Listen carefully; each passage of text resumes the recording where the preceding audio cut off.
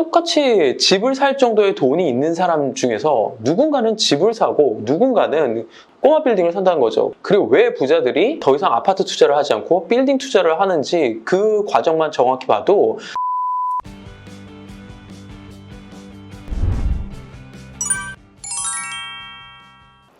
안녕하세요. 당신을 건물주로 만들어주는 남자 박익현입니다. 많은 분들이 이제 근 몇 년 동안 부동산 투자로 돈을 좀 많이 버셨어요. 그 다음에 내가 어떤 걸 투자를 하지? 뭘 하지? 고민들을 많이 하신단 말이에요.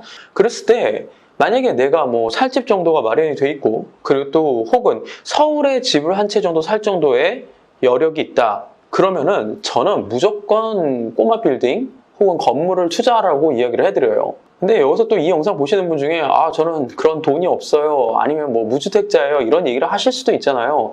근데 중요한 거는 똑같이 집을 살 정도의 돈이 있는 사람 중에서 누군가는 집을 사고 누군가는 꼬마 빌딩을 산다는 거죠. 그랬을 때 왜 꼬마 빌딩을 사야 되는지 그리고 왜 부자들이 더 이상 아파트 투자를 하지 않고 빌딩 투자를 하는지 그 과정만 정확히 봐도 내가 향후에 부동산을 통해서 부를 이뤄 나갈 때 알 수 있는 그런 로드맵을 그려볼 수가 있어요.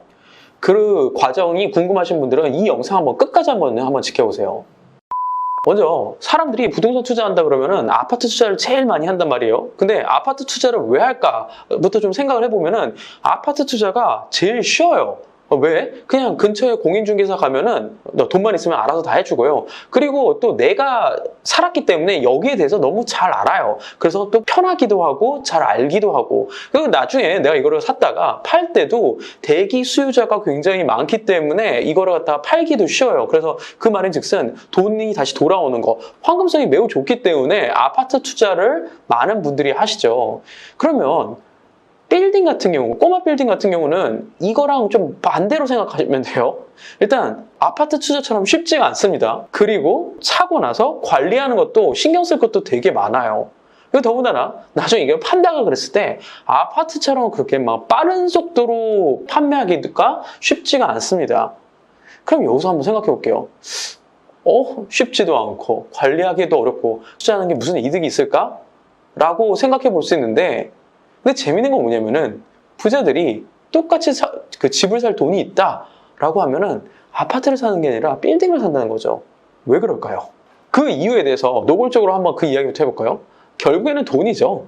돈이 아파트보다 빌딩이 더 되기 때문에 그런 거예요. 물론 100% 맞는 건 아니에요. 하지만은 그걸 생각해 봐야 돼요. 아파트든 빌딩이든 부동산이라는 건요. 땅 위에 건물이 있죠. 그래서 모든 부동산은 땅 가격 플러스 내가 소유하고 있는 건물의 가격이 합쳐져서 매매가가 형성이 된단 말이에요. 근데 아파트 어떤가요? 아파트에서 내가 이 한 집을 갖고 있잖아요. 이 밑에 대지 지분이 있잖아요. 그럼 이 대지 지분이 아파트에 있는 수백 개의 호수별로 이 땅을 쪼개가지고 그 땅의 지분 플러스 내 건물의 지분이 합쳐져서 이루어진 가격이란 말이에요. 근데 부동산이라는 거는 이 건물의 가치가 올라가서 가격이 올라가는 게 아니라요. 땅 가격이 올라가기 때문에 계속 그 가격을 반영을 하는 거거든요. 그러면 아파트 한 채와 건물 한 채와 어느 쪽이 더 땅을 많이 보유하고 있을까요? 그건 물어보나 마나 건물이 땅을 보유하고 있는 비중이 훨씬 더 커요. 일순간적으로 가격이 올라가는 그런 부분만 따진다 그러면은 아파트의 수익률이 더 클 수도 있어요. 하지만 내재적인 가치로 땅의 가격이 상승해서 결국에는 더 많은 돈을 버는 거는 건물이 될 수밖에 없습니다. 이 구분을 명확히 알면은 돈 많이 버는 거는 결국에는 건물이 승리를 할 수밖에 없어요. 그리고 아파트 투자하다가 사람들이 막히는 이유가 있어요. 왜? 투자가 너무 왕성해져서 사람들이 그 가격 형성이 너무 심하게 되면은 정부로부터 규제 정책이 펼쳐집니다. 대표적인 규제 정책이 뭔가요? 대출 규제가 있잖아요. 그래서 다주택자 같은 경우는 더 대출을 받을 수도 없죠. 그리고 금액 이상, 일정 비율 금액 이상으로 되면은 대출이 또 나오지도 않죠. 근데 건물은 달라요. 건물은 다주택자든 아니면 일정 비율이 넘어가든 상관없이 물론 개인의 RTI 부분을 좀 고려를 해야 되지만 그래도 개인으로 했을 때 50%까지 대출이 나오기도 하고요. 그리고 만약 이걸 법인 투자한다 그러면은 60, 70, 80%까지도 대출이 나와요. 그리고 세금적인 측면에서도 아파트 같은 경우는 주택이기 때문에 다주택자 같은 경우는 그 취득세 범위가 굉장히 높잖아요. 양도세 부분도 그렇고 이렇게 해서 좀 묶이는 게 많은데 건물 같은 경우는 주택이 아닌 비주택용으로 한다고 했을 때는 4.6%의 취득세 반영이 안 되기도 하고, 또 나중에 양도세 같은 경우 법인 투자했을 때는 법인세만 내면 되기 때문에 일반 아파트에 비해서 세금 절세 혜택을 볼 수 있는 부분이 있어요. 그래서 이런 관점을 다 따져봤을 때 아파트 투자가 막힌 분들이 건물로 많이 넘어오세요. 그리고 또 이런 것도 생각을 해볼 수 있어요. 어차피 지금 내가 갖고 있는 돈을 결국에는 자녀들한테 물려주게 돼 있단 말이에요. 살아있을 때 돈을 주는 거를 증여라고 하는데, 증여를 한다라고 했을 때 지분별로 아예 건물을 살 때 공유 지분으로 매입을 해가지고 자녀에게 사전 증여를 할 수 있단 말이에요. 내가 장기적으로 꾸준히 갖고 있다가 결국엔 자녀에게 넘겨준다라고 했을 때 넘겨주는 게 아니라 살 때부터 그걸 공유 지분으로 해서 주는 거예요. 그렇게 해가지고서는 땅값이 올랐을 때, 건물 가격이 올랐을 때 오르기 전에 가격으로 구매를 했기 때문에 올라간 이유만큼의 증여세가 발생하지는 않죠. 그리고 여차하면은 건물이 있기 때문에 내가 그 안에서 실거주도 할 수 있습니다.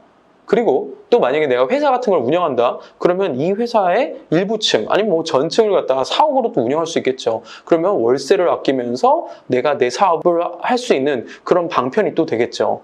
그리고 보통 건물은 전층 혹은 일부층에 월세를 받으면서 유지를 할 수 있기 때문에 이 건물에 나오는 월세로 내가 대출을 받았다 하면 그 이자를 감당하는 부분이 다른 부동산에 비해서 용이한 부분이 많이 있어요. 마지막으로 부동산 같은 경우는 정말 규모의 경제가 많이 일치돼요. 이 규모의 경제가 어떻게 정의되면 크고 비쌀수록 확실히 수익률은 더 커져요. 물론 뭐 100% 맞지는 않지만 거의 그런 확률로 움직입니다. 건물 같은 경우는 보통 한 20억 원대에서 뭐 1000억 원 이상까지 선택할 수 있는 비중이 굉장히 커요. 내가 여기서 나한테 맞는 금액으로 최대한도로 비중에 맞게 투자를 할 수 있다면은 분명히 내가 더 큰 부자로 가는데 그 초석을 쌓을 수가 있거든요. 정리를 해보면 내가 자가를 소유하고 있고 더 여윳돈 투자 돈이 있다, 아니면 최소 서울에 집 한 채 정도 투자를 할 수 있다, 그러면은 꼬마 빌딩 투자를 적극 추천을 하고요. 혹 내가 돈이 없다고 하더라도 내가 돈이 생겼을 때, 아니면 돈이 생겨서 투자를 하게 됐을 때는 빌딩 투자 로드맵을 타시라라고 강력하게 좀 추천을 해드려요. 내가 부동산이라는 걸 투자를 한다고 했을 때 빠르게 수익률을 내는 것만 생각할 게 아니라 지속적으로 안정적으로, 그리고 결국에는 거대한 수익률을 갖다가 낼 수 있는 꼬마 빌딩 투자가 결국엔 답이 된다라고 말씀드리고 싶습니다. 오늘도 이 영상이 도움이 되셨기를 바랍니다. 좋은 하루 되세요.